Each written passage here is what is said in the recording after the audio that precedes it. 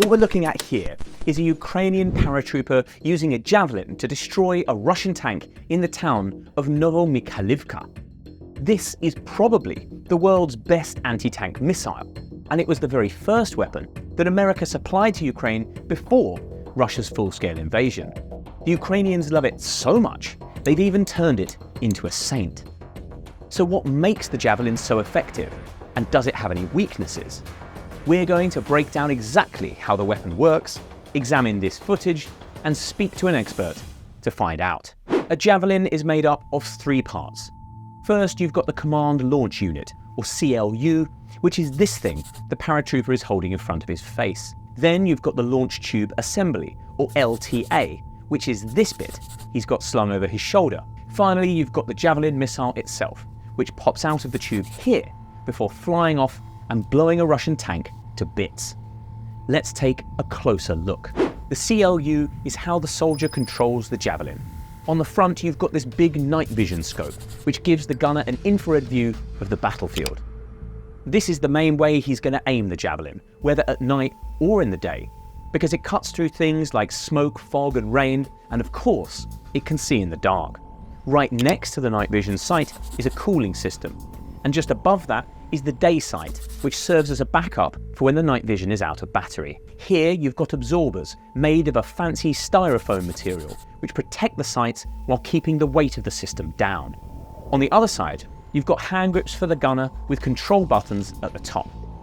On the left is a filter button which acts as a defense against lasers which can blind the user. In the middle is a toggle used to focus the sights, and on the right is a sight select button which switches between different zooms and seeker mode, which activates the seeker trigger. The trigger itself is down here, and when the gunner squeezes it, it locks on to whatever he is aiming at. There is a guard to stop him pulling it by accident. Over here is a power switch which has 4 modes: off, day, night, and test. On the right hand grip, there's a button that allows the gunner to swap between top attack and direct attack mode, which we'll explain more in just a minute. Here's another toggle switch that allows him to adjust the brightness and contrast of the night vision scope. And here is the fire trigger. This activates only when the Javelin is locked on, and pulling it fires the missile. If we go back to the video, we can see all of that in action. The gunner is focusing his lenses here before pulling the left trigger to lock on. Once he's got a lock, he pulls the right trigger to fire the missile. This is what that same process looks like from the gunner's point of view, through the eyepiece. Around the edge of the screen are a bunch of indicators telling him what's going on. These symbols show what sight he's selected: day, wide field of vision, narrow field of vision, and seeker mode. Down the right, you've got top attack and direct attack, and filter, which lights up when the filter button is pressed. On the left and along the bottom are a bunch of warning lights like low battery, there's a problem with the missile, or the night vision is overheating. In the middle is what the camera sees, and this is how the gunner aims. Once they've found a target using the various zooms and modes, they flip over to seeker mode, which brings up this little box which they use to frame the target. Pulling the seeker trigger brings up some flashing crosshairs which turn solid when the Javelin is locked on and ready to fire.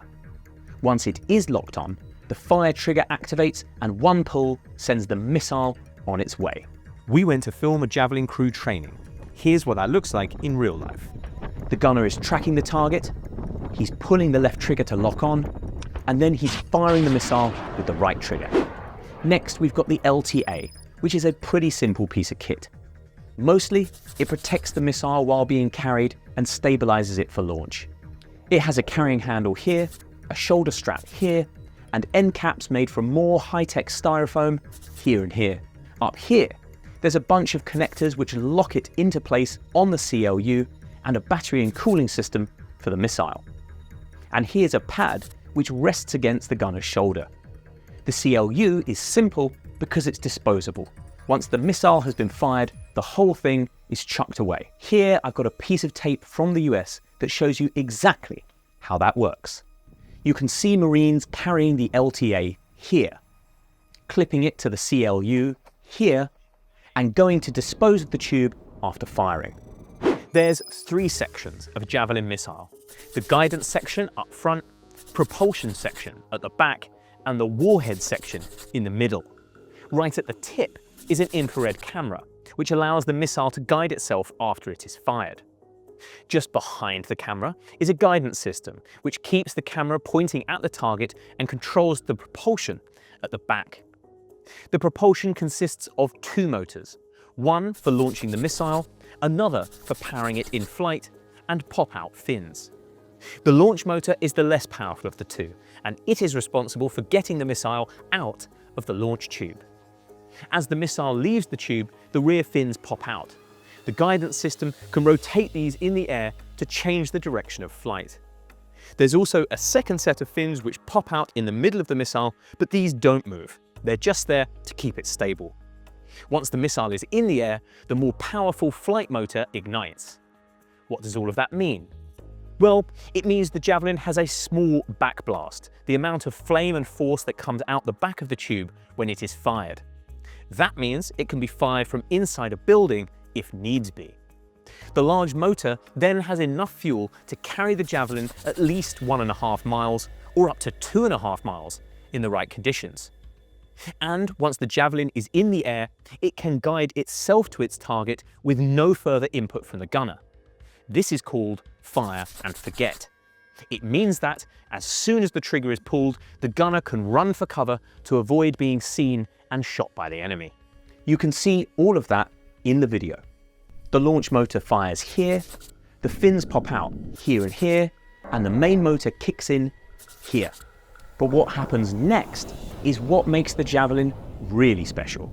Instead of flying straight at its target like most other anti-tank missiles, you can see it goes up in the air and then comes crashing back down. This is called top attack mode. Instead of flying in a straight line, the Javelin flies in an arc, which is where it gets its name, after an Olympic javelin. This is because most tanks have their toughest armor on the front and sides, where other tanks are likely to be shooting at them from. But the top armor is relatively weak and easy to penetrate, which is what the Javelin is aiming for. Almost always, the Javelin will be fired in top attack mode because that gives it the best chance of a kill. Direct attack, where the Javelin flies straight, is useful only when shooting at a target under cover or above the gunner, like at a helicopter. When the Javelin reaches its target, it has one more trick up its sleeve to guarantee a kill: a tandem warhead which is contained in the midsection of the missile. This is exactly what it sounds like. Two explosives instead of one, which are designed to overcome explosive reactive armor, or ERA. ERA works by exploding outwards as it is hit, forcing the blast of an incoming missile away from the tank. The Javelin's warhead overcomes this because a small charge explodes first and sets off the ERA, before a second, larger charge detonates and punches clean through the tank armor, which is now unprotected. You can see how the Javelin rises up into the air, then starts coming back down on its target. And boom, the tandem warheads punch straight through the armor.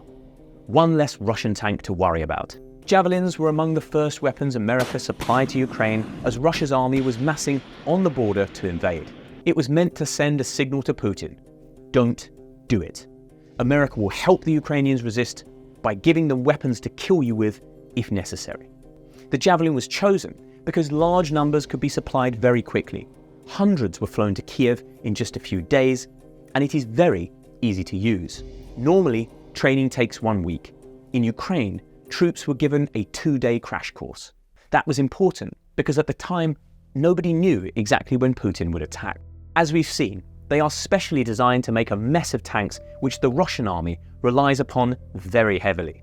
In fact, before the Ukraine war kicked off, it had more of them in its army than any other country in the world. To win the war, Ukraine was going to have to destroy a lot of tanks very quickly, and the Javelin was the perfect tool for the job. The Russian tank crews appeared to get the message loud and clear. Big metal cages soon started appearing on top of their turrets, designed to thwart the Javelin's signature top-down attack mode. But the message didn't get through to Putin, who soon ordered his troops across the border with disastrous results. As the Ukrainians fought back, dozens of videos spread online showing the Javelins doing exactly what they were designed to do with deadly precision, and documenting the ineffectiveness of Russia's so-called cope cages. The Javelin quickly became a symbol of both Ukraine's defiance and its links with the West's, inspiring this image, Saint Javelin. But Javelins aren't perfect. They are expensive and tricky to produce. A single missile costs upwards of $130,000. And even the vast US military-industrial complex only churns out around 2,000 of them per year. That is nowhere near enough for Ukraine, which is destroying an estimated 3,200 tanks per year and counting. So, does the Javelin really live up to its billing as the world's best anti-tank missile? We're here at an undisclosed location somewhere in the south of England with this, the Javelin anti-tank missile launcher. We're here to see how it works. We were lucky enough to see the Javelin during a live fire exercise and captured the whole thing in slow motion so you can see in full detail what we're talking about. Here's a Javelin crew on the firing range preparing to launch. Most of the Javelin and the soldier firing it are hidden underneath this camo netting, but you can see the end of the LTA poking out here. The Javelin is resting on a tripod for stability and the gunner is sitting down. If we swap tapes for just a moment, you can see what that setup looks like. Here's the tripod. Here's the gunner with the CLU and LTA already clicked together. And here he is getting into the firing position. That thing you just saw them throw away was the protective end cap from the front end of the LTA. It needs to be removed before the Javelin can fire. If we go back to the first video and slow it right down, we can see the firing take place. The smaller motor fires first, launching the Javelin out of the LTA and into the air. You can see the central and tail fins pop out here. Then the second motor fires here, powering the missile towards its target. From this point on, the missile will control itself with no further input from the gunner. If we change angles, we can see that again. Here's the gunner, and here's where that first video was being filmed from. Once again, you can see the starter motor firing here, launching the Javelin out of the LTA, and the main motor firing here. This Javelin has been fired in top attack mode, so it starts rapidly rising into the air. And in a moment, it's going to pivot around and come crashing back down onto this target. Here it comes. You can see how fast it's moving if you compare it to this flock of birds. The whole thing happens in half a wing beat. If we go frame by frame, you can even see the tandem warhead detonate. There's a small flash here before the main explosive charge goes off a millisecond later here. You can see how much more powerful that second explosion is. Large enough to tear through a Russian tank and detonate the ammo inside. Just so you know, here's what that whole attack looked like at full speed.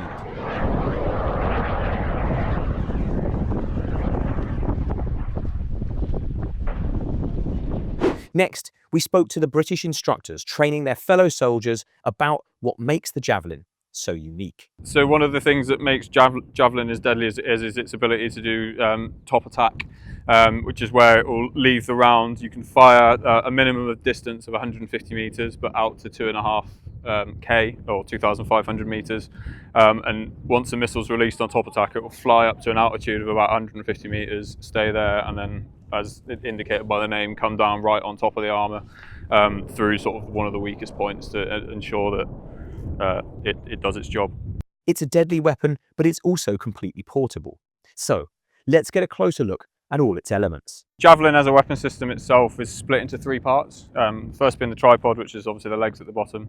You've then got the CLU, or the command launch unit, which is the sight and the weapon system itself. And then you've got the ammunition essentially, which is the large green missile you can see on the top, which is the LTA, or the launch tube assembly. Those are the three parts. It's fully man portable, can be used by one person, and usually carried in teams of two, though, just to make the burden of the weight and things a little bit easier. How much does it weigh?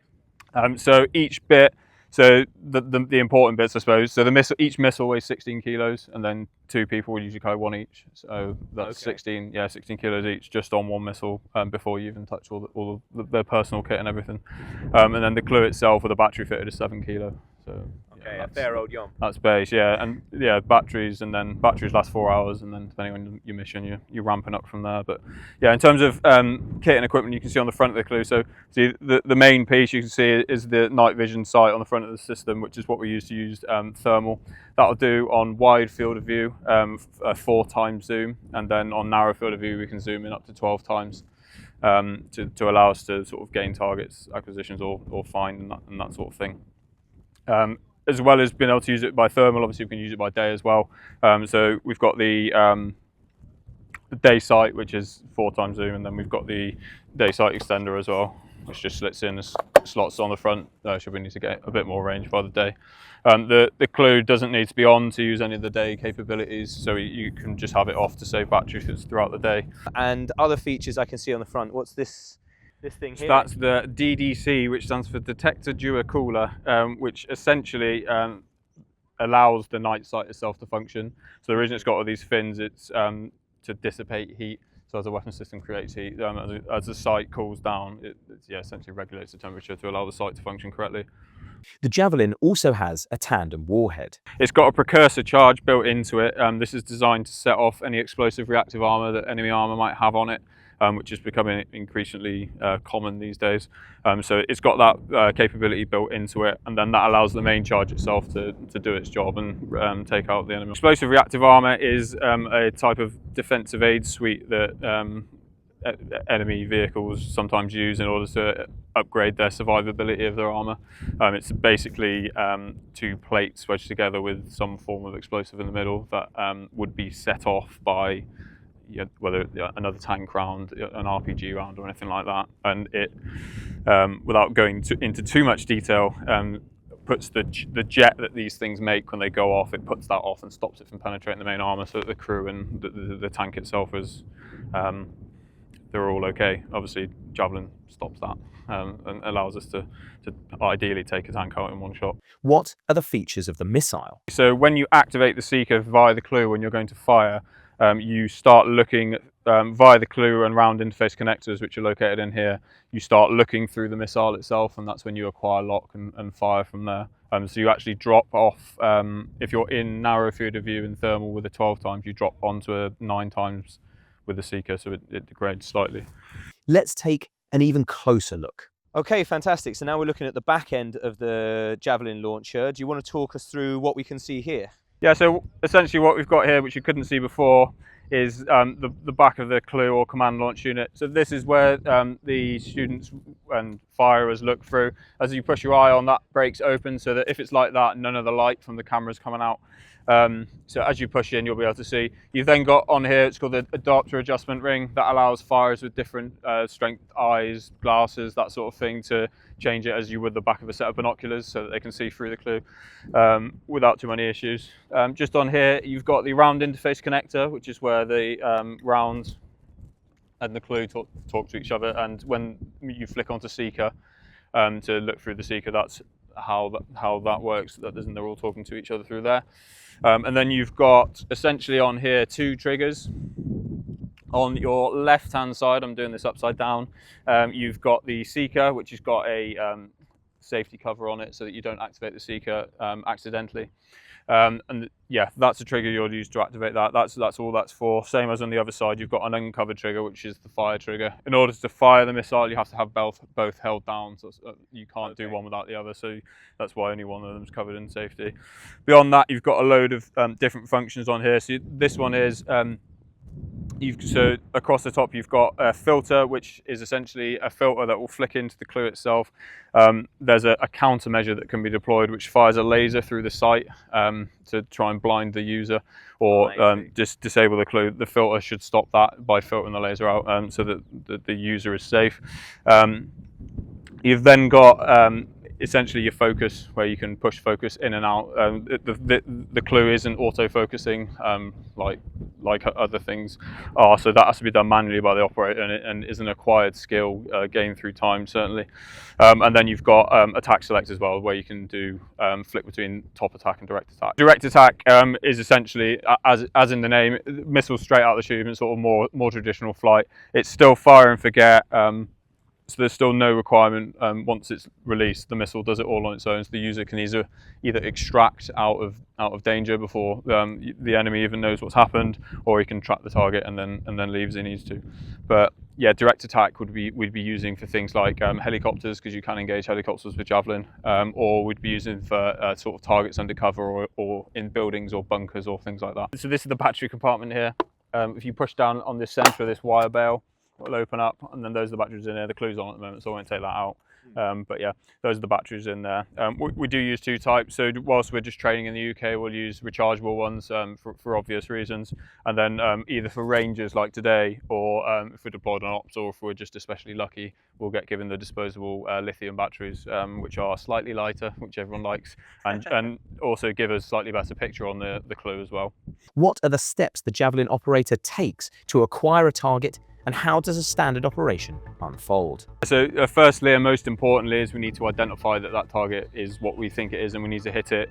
Javelin, once you fire it, you can't stop it or turn it off. So once the missile's away, you need to definitely make sure that you're firing at. So all of the gunners are trained, and it's something we cover quite heavily on the courses here, is AFV, so recognition of vehicles via sights and binoculars and things, so that the guys know what they're engaging is enemy armour. Once they've done that and they've been given the word of command to fire from their detachment commander, they'll activate the seeker, which is on one of the triggers on there, which we'll see shortly. That then gets the missile on the seeker activating. The seeker essentially inside here has a mini version of all of this, so it then has to go through its own process to cool down again.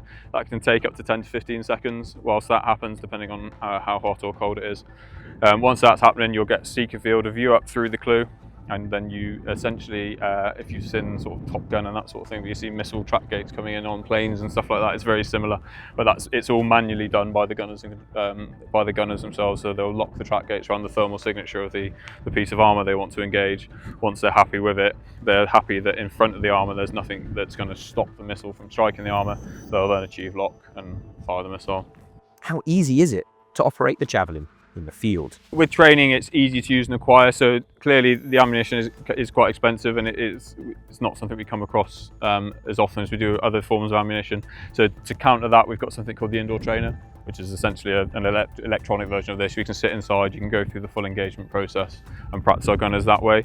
And then when we're lucky enough, like today, to get ammunition to fire, the gunners are ready by that point. Then they need to have passed that test before they can fire live. It's certainly when you first do it, definitely not easy. I say today the students covered, we were up at 0200 this morning, and they've covered about 14 kilometres with a few stands in between across the rolling scenery of Salisbury Plain, and everyone is here absolutely fine. So it's absolutely doable. It's completely man-portable as a weapon system. I've certainly carried it a long way in Kenya and hot climates, but it is heavy. The guys on course will probably carry anything up to 60-70 kilos sometimes if they're going to sort of follow Ps with batteries and everything they need to sustain themselves for a duration as well. It is heavy. It's part and parcel of anti-tanks, and we design our training programs to strengthen those muscle groups and things like that are particularly strained by carrying it. But yeah, definitely something you get used to, but not used to at the same time. That's where this tape stops, but we'll be back soon to play you through another episode of War on Tape. Hey everyone, thanks for watching. If you want more videos like this in your feed, don't forget to hit like and subscribe to our YouTube channel.